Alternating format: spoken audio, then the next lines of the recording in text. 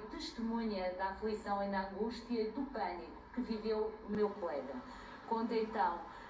que foi impressionante perceber o que viveu João Medeiros quando percebeu que a sua caixa de correio estava exposta, que os segredos dos seus clientes estavam expostos e que, de alguma forma, a sua atitude poderia ter prejudicado quem deveria proteger, ou seja, os seus clientes. Tiago Rodrigues Basto acaba então por fazer umas alegações mais emotivas, dando conta do estado de espírito de João Medeiros, que disse claramente que foi impressionante como ficou João Medeiros e que foi testemunha dessa aflição, dessa angústia, desse pânico que o advogado viveu, o advogado que aliás acabou depois por deixar a PLMJ, meses depois, isto quando viu então a sua caixa de e-mails devassada e os seus segredos relativamente aos clientes devassados. E diz Tiago Rodrigues Basto que é preciso que o arguido Rui Pinto interiorize que isto não constitui apenas um pânico para os advogados, mas para todos, que é uma machadada brutal numa justiça, num Estado de Direito Democrático e que tem que ser severamente punido, que não pode ser violado, que há regras, que Rui Pinto ultrapassou todas as marcas ao divulgar apenas porque queria de alguma forma atingir o Benfica, as conversações que os advogados mantinham na proteção do Benfica, na defesa do Benfica, do processo é topeira. Diz Tiago Rodrigues Basto que o que fez é de uma gravidade enorme, falando então diretamente para Rui Pinto, e que é uma machadada brutal na justiça, no Estado de Direito Democrático e que deve ser punido por isso. Diz que é preciso que Rui Pinto interiorize, de uma vez por todas, que não prejudicou apenas um advogado, que pôs em causa todos, já que toda a gente poderia ser espiada e todos podem acabar por ver a sua vida devassada apenas porque Rui Pinto o pretendia. Voltamos então à mesma defesa de que Rui Pinto não é um denunciante, de que Rui Pinto é um hacker e que deve ser julgado e punido por isso. Quem nos dá conta destas informações ao segundo é a Débora Carvalho, ela que está no interior da sala de audiências a assistir a este debate instrutório e neste momento então estamos, se eu não estou em erro, no quarto advogado assistente já a alegar. Continua Tiago Rodrigues Basto, ele que defende João Medeiros neste processo, onde vai falando novamente do estado de espírito de João Medeiros e dos prejuízos para a sua carreira profissional, por um lado, e os prejuízos para os seus clientes que acabaram por ver devassados todos os seus segredos. Exatamente, já falou também o advogado da Federação Portuguesa de Futebol, que diz que adere na totalidade o que disse o Ministério Público e os assistentes, e começou depois já Francisco Teixeira da Mota, ele que defende Rui Pinto. Disse que Rui Pinto é o John, do Futebol Leaks, era o nome que ele usava para denunciar, por exemplo, as situações fiscais que envolveram Cristiano Ronaldo, também casos da Dóia, no Sporting do Futebol Clube do Porto, e diz então Francisco Teixeira da Mota que ninguém pode ignorar os efeitos moralizadores da divulgação destas informações. Quem nos dá conta de tudo isto é então a Débora Carvalho, que está na sala de audiências, e que diz ainda Francisco Teixeira da Mota que é preciso não esquecer que Nélio Lucas, o homem da Dóia, do Fundo Dóia, parece aqui que é uma autoridade, mas em Espanha foi acusado de fraude fiscal. Ou seja, que não se pode pôr também a Dóia num patamar de vítima, porque efetivamente Nélio Lucas, por exemplo, em Espanha, foi acusado de fraude fiscal, com muitos dos dados que terão sido divulgados por Rui Pinto. Diz que o seu requerimento de abertura de instrução incide essencialmente em questões de direito, mas que neste caso são fundamentais, porque o mandado de detenção europeu não pode ser uma carta branca, esta é a expressão de Francisco Teixeira da Mota, para que o Ministério Público faça o que quiser. Ou seja, que obedece a regras e que neste caso essas regras não foram cumpridas porque o mandato de detenção europeu apenas se referia ao caso Dóia e ao caso do Sporting e depois Rui Pinto acabou por ser acusado e investigado por muitas outras situações. Diz então que o alargamento do mandado internacional não é assim, tem regras precisas e que o juiz de instrução é um juiz das liberdades e garantias e que nunca se deve esquecer isso. Ou seja, dirige-se então agora à Cláudia Pina, a magistrada que está a presidir esta instrução. Diz então que são 6 crimes, inicialmente que estão escritos no mandado de detenção europeu, mas que depois aparecem 147. Ou seja, que há 141 que terão sido omitidos a Rui Pinto na sua detenção. Diz então que não faz qualquer sentido, nem em nenhum país da Europa, nem em lado nenhum. Esta questão não pode ficar assim, é inaceitável, diz Francisco Teixeira da Mota, este direito dos arguidos foi esmigalhado, a expressão do advogado, neste mandado de detenção europeu. A Procuradora já defendeu que à data, quando foi emitido o mandado, apenas tinham prova relativamente à matéria da DOIAN e também do Sporting, e a prova foi obtida posteriormente. É preciso não esquecer que só após o cumprimento do mandado, ou seja, só após a detenção de Rui Pinto, é que são recuperados os discos onde Rui Pinto tinha toda a informação, designadamente os dados de João Medeiros, que era o advogado da PLMJ e que estava na equipa de advogados que defendia o Benfica. Por isso mesmo foi pedido o alargamento desse mandado às autoridades húngaras, isto depois de ser perguntado a Rui Pinto se renunciava ao chamado princípio da especialidade, ou seja, ser ouvido apenas pelo que estava acusado nos mandados. Rui Pinto disse que não prescindia desse princípio. Foi pedido às autoridades húngaras que alargassem o mandado de detenção europeu, que validassem este mandado na sequência da recolha de provas obtidas pelos ficheiros informáticos que tinham sido apreendidos a Rui Pinto, e as autoridades húngaras validaram este pedido das autoridades portuguesas. Diz agora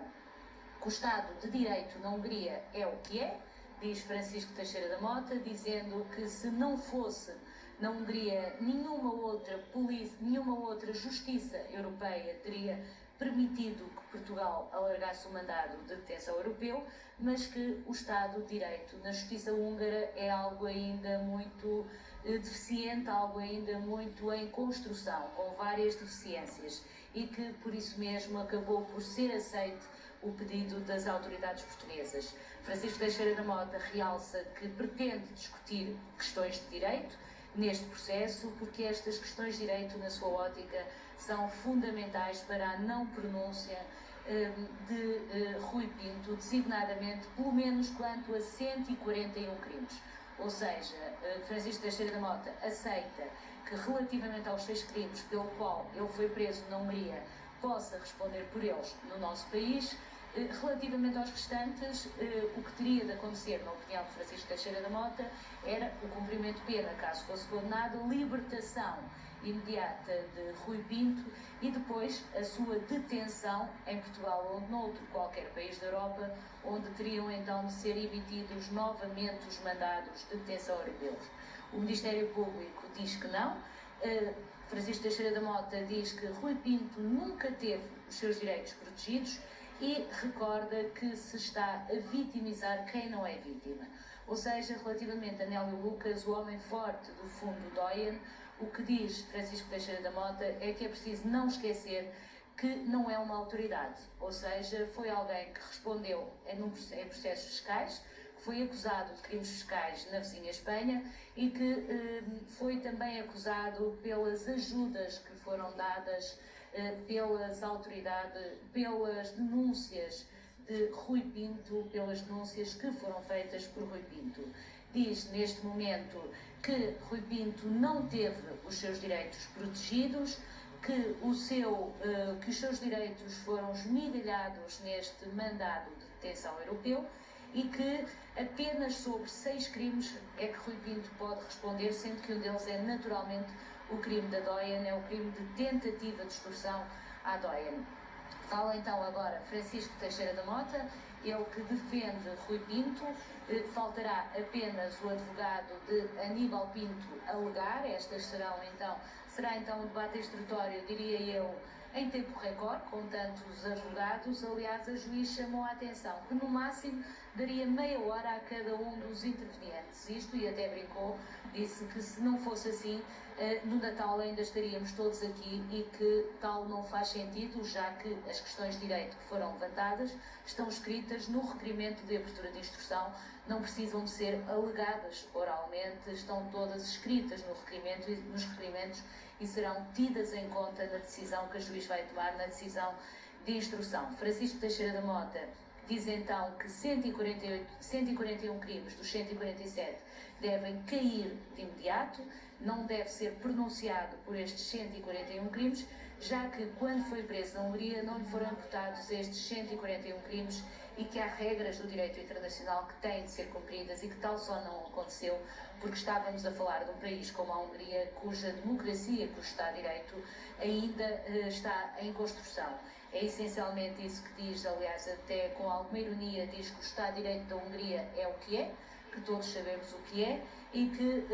portanto, não é propriamente um exemplo que Portugal deva seguir, porque em nenhum outro país da Europa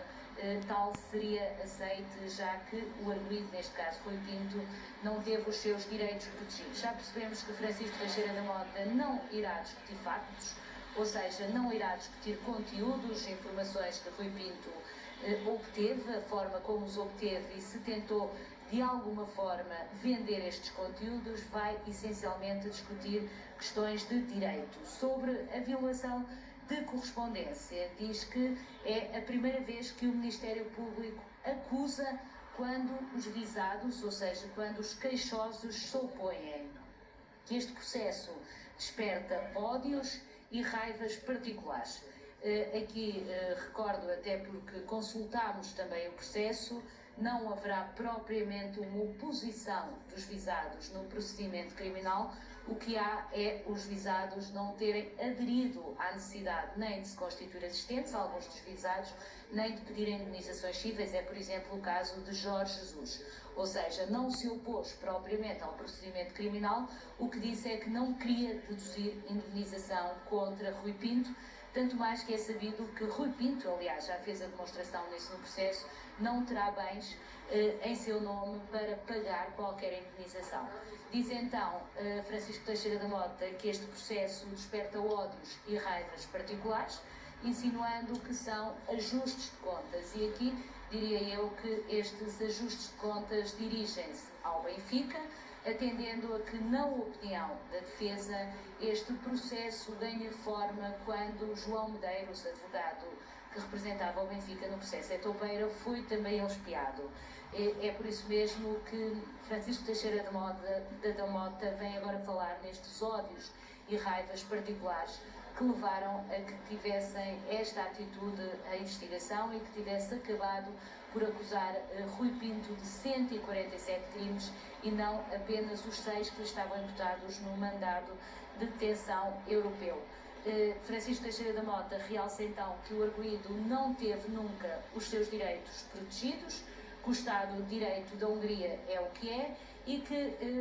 em qualquer outro país da Europa não teria sido aceita esta extensão do mandato de detenção europeu. Diz então que Rui Pinto deve apenas ser pronunciado por estes 6 primeiros crimes que lhe foram imputados e pelos quais foi preso na Hungria, depois do pai o ter ido visitar. Foi, aliás, à chegada da sua habitação que as autoridades húngaras acabaram por prender Rui Pinto. Estava então o pai a chegar à casa de Rui Pinto quando foi localizado. O pai, que tinha tomado precauções adicionais, chegou mesmo a contar à CMTV que tinha deixado o telemóvel dentro do micro-ondas,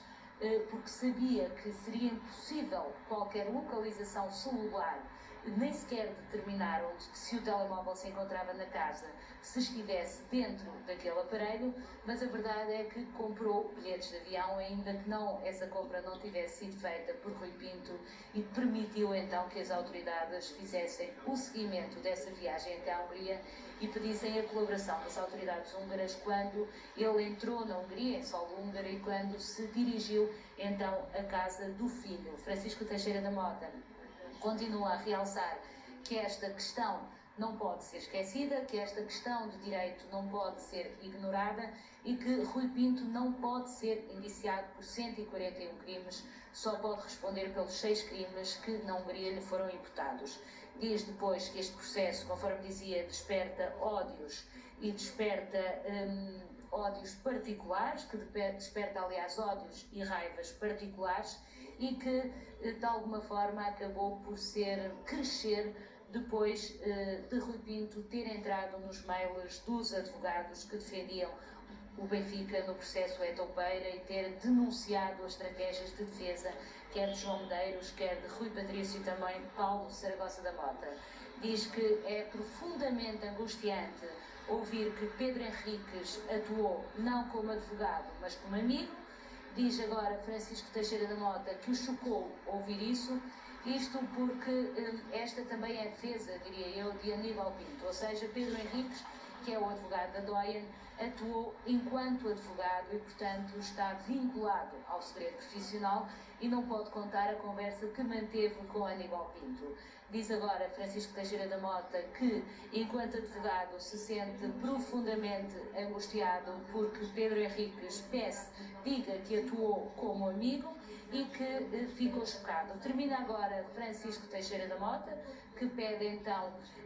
diria eu, que apenas que Rui Pinto vá a julgamento apenas por 6 crimes e começa Amílcar Fernandes. Amílcar Fernandes defende Aníbal Pinto. Amílcar Fernandes é um advogado do Porto que foi juiz nas varas criminais durante muitos anos, deixou há cerca de 10 anos a magistratura, passou para a advocacia e é ele então que chega aqui a este julgamento ao lado de Aníbal Pinto. Ele que é tido como um dos mais conhecidos também advogados da área criminal no Porto, mas que